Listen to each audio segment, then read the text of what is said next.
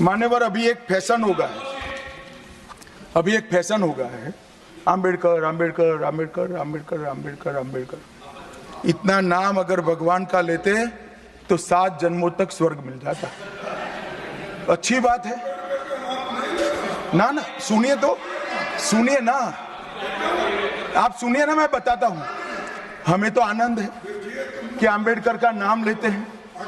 आम्बेडकर का नाम अभी 100 बार ज्यादा लो, परंतु साच अर्थ में आम्बेडकर जी के प्रति आपका भाव क्या है ये मैं बताता। मान्यवर, आम्बेडकर जी को देश की पहली कैबिनेट से इस्तीफा क्यों दे दिया? ಏನು ನಿನ್ನಿನ ದಿವಸ ಲೋಕಸಭೆ ಅಧಿವೇಶನದಲ್ಲಿ ಮಾತನಾಡ್ತಾ ಇರುವಂಥ ಅಮಿತ್ ಶಾ ಅವರು, ಈ ದೇಶದ ಹೋಮ್ ಮಿನಿಸ್ಟರ್, ಗೃಹ ಸಚಿವರು, ಮಾತನಾಡಬೇಕಾದ್ರೆ ಅವರ ನಾಲಿಗೆ ಬಿಗಿ ಹಿಡಿದು ಮಾತನಾಡಬೇಕಾಗಿತ್ತು. ಇವತ್ತು ನಾಗರಿಕ ಸಮಾಜ ತಲೆ ತಗ್ಗಿಸುವಂಥ ಹೇಳಿಕೆಯನ್ನು ಕೊಟ್ಟಂಥ ಅಮಿತ್ ಶಾ, ಈ ದೇಶದಲ್ಲಿ ನಾವೆಲ್ಲ ಶಾಂತಿಯಿಂದ, ನೆಮ್ಮದಿಯಿಂದ, ಸ್ವತಂತ್ರವಾಗಿದ್ದೇವೆ ಅಂದರೆ ಅದು ಡಾಕ್ಟರ್ ಬಾಬಾ ಸಾಹೇಬ್ ಅಂಬೇಡ್ಕರ್ ಅವರು ಕೊಟ್ಟಂಥ ಸಂವಿಧಾನದಿಂದ. ಇವತ್ತು ಅಮಿತ್ ಶಾ ಅವರು ಮಾತನಾಡಬೇಕಾದ್ರೆ ಎಂಥ ಒಂದು ಹೊಟ್ಟೆ ಕಿಚ್ಚನಿಂದ ಮಾತನಾಡ್ತಾರೆ, ಎಂಥ ಅವ್ರ ಮನಸ್ಸಿನಲ್ಲಿ ಒಂದು ಕೀಳರಿಮೆ ಇದೆ. ಈ ದೇಶದಲ್ಲಿರುವಂಥ ಬಡವರಿಗೆ, ದಲಿತರಿಗೆ, ಅಲ್ಪಸಂಖ್ಯಾತರಿಗೆ, ಹಿಂದುಳಿದ ವರ್ಗದವರಿಗೆ, ಈ ಪ್ರತಿಯೊಬ್ಬ ಮಹಿಳೆಯರಿಗೆ, ಈ ದೇಶದ ಪ್ರತಿಯೊಬ್ಬ ಮಹಿಳೆಯರಿಗೆ ಇವತ್ತು ಏನಾದರೂ ನ್ಯಾಯ ಸಿಗ್ತಾ ಇದೆ ಅಂದರೆ ಅದು ಸಂವಿಧಾನದಿಂದ ಸಿಗ್ತಾ ಇದೆ. ಅದು ಇವರಿಗೆ ಹೊಟ್ಟೆ ಉರಿತಾ ಇದೆ, ಅಮಿತ್ ಶಾ ಅವರಿಗೆ ಹೊಟ್ಟೆ ಉರಿತಾ ಇದೆ. ಎಲ್ಲಿ ಬಡವರಿಗೆ ನ್ಯಾಯ ಸಿಗ್ತಾ ಇದೆ, ಇಲ್ಲಿ ಮಹಿಳೆಯರಿಗೆ ನ್ಯಾಯ ಸಿಗ್ತಾ ಇದೆ, ಇದನ್ನು ನೋಡಿ ಹೊಟ್ಟೆ ಉರಿಯಿಂದ ಇವತ್ತು ಡಾಕ್ಟರ್ ಬಾಬಾ ಸಾಹೇಬ್ ಅಂಬೇಡ್ಕರ್ ಅವರ ಹೆಸರನ್ನು ತೆಗೆದುಕೊಂಡು ಅವ್ರು ಮಾತನಾಡಬೇಕಾದ್ರೆ ಹೇಳ್ತಾರೆ, ಅಂಬೇಡ್ಕರ್ ಅಂಬೇಡ್ಕರ್ ಅಂಬೇಡ್ಕರ್ ಅಂತ ಎಷ್ಟು ಸಲ ಹೆಸರು ತಗೋತೀರಿ? ಇಷ್ಟು ಬಾರಿ ನೀವೇನಾದರೂ ಭಗವಂತನ ಹೆಸರು ತೊಗೊಂಡ್ರೆ ನಿಮಗೆ ಸ್ವರ್ಗ ಪ್ರಾಪ್ತಿ ಆಗ್ತಿತ್ತು ಅಂತ ಹೇಳ್ತಾರೆ. ಅರೆ ಅಮಿತ್ ಶಾ ಅವರೇ, ಎಷ್ಟು ಬಾರಿ ನೀವು ಭಗವಂತನ ಹೆಸರು ತೊಗೊಂಡಿಲ್ಲ? ಎಲ್ಲಿದ್ದೀರಿ ನೀವು?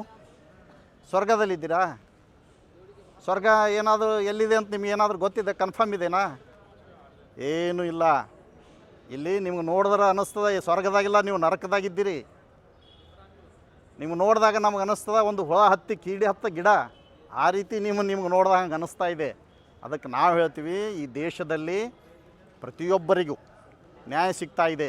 ಇವತ್ತು ನಾನೊಬ್ಬ ಹಿಂದುಳಿದ ಜಾತಿಯಿಂದ ಬರುವಂಥ ವ್ಯಕ್ತಿ, ನಾನು ಈ ಸಂದರ್ಭದಲ್ಲಿ ಹೇಳ್ತೀನಿ, ನಮ್ಮಂಥ ಜನರಿಗೆ ಏನಾದರೂ ನ್ಯಾಯ ಸಿಕ್ಕಿದೆ, ಸರ್ಕಾರದ ಸೌಲಭ್ಯಗಳು ಈ ದೇಶದ ಮಹಿಳೆಯರಿಗೆ, ಬಡವರಿಗೆ, ಯಾರ್ಯಾರಿಗೆ ನ್ಯಾಯ ಸಿಗ್ತಾ ಇದೆ ಅಂದರೆ ಅದು ಡಾಕ್ಟರ್ ಬಾಬಾ ಸಾಹೇಬ್ ಅಂಬೇಡ್ಕರ್ ಅವರು ಕೊಟ್ಟಂಥ ಸಂವಿಧಾನದಿಂದ. ಹೀಗಾಗಿ ಏನಾದರೂ ನಿಜವಾದ ದೇವರು ಅಂದರೆ ನಮಗೆ ಡಾಕ್ಟರ್ ಬಾಬಾ ಸಾಹೇಬ್ ಅಂಬೇಡ್ಕರ್ ಅವರು.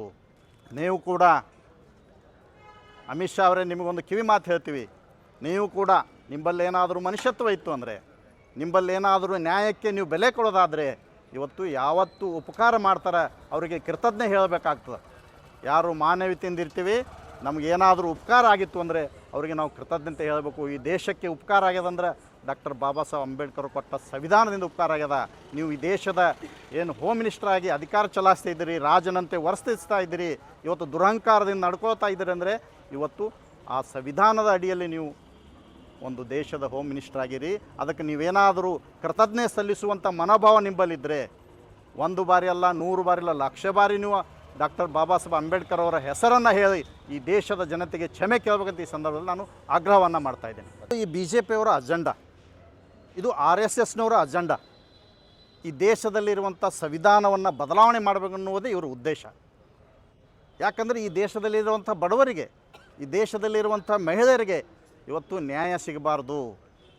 ಇವತ್ತು ಏನಾದರೂ ನ್ಯಾಯ ಸಿಗಬೇಕು, ಏನಾದರೂ ಈ ದೇಶದಲ್ಲಿ ಒಂದು ರಾಜಕೀಯ ಇರಬಹುದು, ಇವತ್ತು ಅಧಿಕಾರವನ್ನು ಚಲಾಯಿಸಬೇಕಾದ್ರೆ ಕೆಲವರು ಮಾತ್ರ, ಅಂಥವರೇ ಇವತ್ತು ಅಮಿತ್ ಶಾನಂತವ್ರು ಮಾತ್ರ ಅಧಿಕಾರ ಚಲಾಯಿಸಬೇಕು, ರಾಜನಂತೆ ಮೆರಿಬೇಕು, ಈ ದೇಶದ ಸಂಪತ್ತನ್ನು ಲೂಟಿ ಮಾಡಬೇಕು, ಇದು ಈ ದೇಶದ ಸಂಪತ್ತು ಎಲ್ಲರಿಗೆ ಹರಿದು ಹಂಚಿ ಹೋಗ್ತಾ ಇದೆ, ಇದು ಅವರಿಗೆ ಹೊಟ್ಟೆ ಉರಿ.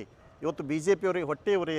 ಯಾಕಿದು ಪದೇ ಪದೇ ಸಂವಿಧಾನದ ಬಗ್ಗೆ, ಇವತ್ತು ಡಾಕ್ಟರ್ ಬಾಬಾ ಸಾಹೇಬ್ ಅಂಬೇಡ್ಕರ್ ಅವ್ರ ಬಗ್ಗೆ ಮಾತನಾಡ್ತಾ ಇದ್ದಾರೆ ಅಂದರೆ ಇವತ್ತು ಇದನ್ನೆಲ್ಲ ಕಿತ್ಕೊಂಡು ತಿನ್ನಬೇಕನ್ನುವಂಥ ಅವರು ದುರಾಸೆ. ಇದು ನೋಡಿ, ಅಮಿತ್ ಶಾನಂತವರು, ಈ ದೇಶದಲ್ಲಿ ಮೋದಿ ಅಂಥವರು ಈ ಜನರಿಗೆ ದೇವರ ಹೆಸರಿನ ಮೇಲೆ ಮೋಸ ಮಾಡಿ, ಈ ಜನರಿಗೆ ದೇವರ ಹೆಸರಿನಲ್ಲಿ ಶೋಷಣೆ ಮಾಡಿ ಇವತ್ತು ಅಧಿಕಾರವನ್ನು ಅನುಭವಿಸ್ತಾ ಇದ್ದಾರೆ. ಇವತ್ತು ಈ ಜನರಿಗೆ ಅನುಕೂಲ ಆಗಬಾರ್ದು, ಈ ದೇಶಕ್ಕೆ ಅನುಕೂಲ ಆಗಬಾರ್ದು ಅಂತ ದುರುದ್ದೇಶದಿಂದ ಈ ಸಂವಿಧಾನವನ್ನು ಬದಲಾವಣೆ ಮಾಡಬೇಕು, ತೆಗಿಬೇಕಂತ ಅವ್ರ ಹುನ್ನಾರ ಇದೆ. ಇವತ್ತು ಏನಾದರೂ ಇಂಥ ಹುನ್ನಾರಕ್ಕೆ ಕೈ ಹಾಕಿದ್ದಾರೆ. ಇವತ್ತು ಕಳೆದ ಬಾರಿನೇ ಅವರಿಗೆ ಇದರ ಅನುಭವ ಆಗಿದೆ. ಇವತ್ತೇನು 400 ಪಾರ್ ಅಂತಿರು, 200 ಪಾರ್ನೂ ಆಗಿಲ್ಲ ಅವರು. ಯಾಕಾಗಿಲ್ಲಪ್ಪ ಅಂದರೆ ಇವು ಸಂವಿಧಾನಕ್ಕೆ ಟಚ್ ಮಾಡಿ ಸಲುವಾಗಿ ಇಂಥ ಒಂದು ಈ ದೇಶದ ಜನ ಇವತ್ತು ಅವರಿಗೆ ಒಂದು ಪಾಠ ಕಲಿಸಿದ್ದಾರೆ. ಮುಂದಿನ ದಿನಗಳಲ್ಲಿ ಇವರಲ್ಲಿರುವಂಥ ಏನು ಇಂಥ ಒಂದು ಕೆಟ್ಟ ವಿಚಾರ ಇವರು ಮುಂದುವರ್ಸ್ಕೊಂಡು ಹೋದರೆ ಇವತ್ತು ನಮ್ಮ ದೇಶದ ಜನ ಇವರಿಗೆ ಖಂಡಿತವಾಗಿ ಪಾಠ ಕಲಿಸ್ತಾರೆ, ಇವರಿಗೆ ಅಧಿಕಾರದಿಂದ ಕೆಳಗಿಳಿಸ್ತಾರೆ. ಇವತ್ತು ಒಂದು ಸಂವಿಧಾನದ ಅಡಿಯಲ್ಲಿ ಒಂದು ಉನ್ನತ ಸ್ಥಾನ, ಈ ದೇಶದಲ್ಲೇ ಉನ್ನತ ಸ್ಥಾನ, ಪ್ರಧಾನಮಂತ್ರಿ ಆಗಿರ್ಬೋದು, ಇವತ್ತು ಹೋಮ್ ಮಿನಿಸ್ಟರ್ ಆಗಿರ್ಬೋದು, ಉನ್ನತ ಸ್ಥಾನ ಪಡೆದಿದ್ದಾರೆ.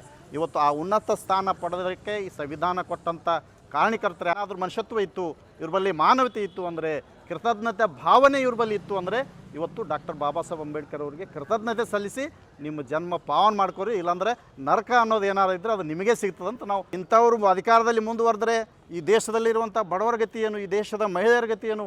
ಇವರು ಈ ಕೂಡಲೇ ರಾಜೀನಾಮೆ ಕೊಡಬೇಕು. ಅಮಿತ್ ಶಾ ಅವರು ಈ ಕೂಡಲೇ ರಾಜೀನಾಮೆ ಕೊಡಬೇಕು. ಇಂಥ ಒಬ್ಬ ಹೋಮ್ ಮಿನಿಸ್ಟರ್ ಇಟ್ಕೊಂಡು ಆಡಳಿತ ನಡೆಸ್ತಾರೆ ಅಂತ ಮೋದಿ ಕೂಡ ರಾಜೀನಾಮೆ ಕೊಡಬೇಕಂತ ನಾವು ಒತ್ತಾಯ ಮಾಡ್ತೀವಿ.